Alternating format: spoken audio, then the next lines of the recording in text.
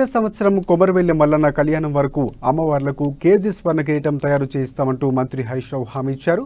అశేష జనవాహిని సమక్షంలో మల్లన్న కళ్యాణం జరగడం చాలా సంతోషమని చెప్పారు.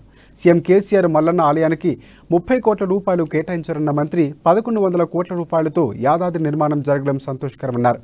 ఇక కొండగట్టు అంచన్న ఆలయానికి 100 కోట్ల రూపాయలు కేటాయించారని, మల్లన్నకు కిలోన్నర స్వర్ణ కిరీటం చేయించడం జరిగిందని చెప్పారు. కొందరు కుట్రలు చేసిన మల్లన్న దయతో మల్లన్న సాగర్ అనుకున్న సమయానికి పూర్తయిందని తెలిపారు. ఇక మల్లన్న ఆలయంలో క్యూ లైన్ ఏర్పాటుకు 11 కోట్ల రూపాయలు మంజూరు చేస్తున్నామని మంత్రి ప్రకటించారు.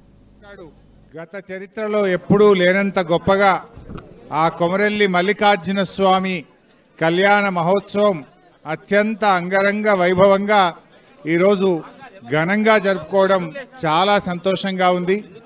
గతంలో ఎప్పుడూ జరిగిన దానికంటే బ్రహ్మాండమైనటువంటి ఏర్పాట్లతో అశేషమైనటువంటి భక్త జనావాహిలి మధ్యలో ఈ కళ్యాణం జరగడం చాలా చాలా సంతోషం. గౌరవ సహచర మంత్రివర్యులు, మిత్రులు, ఆత్మీయులు తలసాని శ్రీనివాస్ యాదవ్ గారు, మా ఇంటి దైవం అని చెప్తుంటాడు మా మంత్రివర్యులు పెద్దలు మల్లారెడ్డి గారు, శాసనసభ్యులు యాదగిరి రెడ్డి గారు, ఎర్రోళ్ల శ్రీనివాస్ గారు, మా ప్రభాకర్ రెడ్డి గారు, అదేవిధంగా జెడ్పీ చైర్మన్ రోజా శర్మ గారు, గౌరవనీయులు ప్రతాప్ రెడ్డి గారు, ఇంకా మా పెద్దలు దైవజ్ఞ శర్మ గారు, ఇంకా ఇక్కడ పాల్గొన్నటువంటి ప్రతి ఒక్కరికి భక్తులందరికీ నేను పేరు పేరున నమస్కారం తెలియజేస్తూ ఈ కళ్యాణం చాలా గొప్పగా జరిగింది.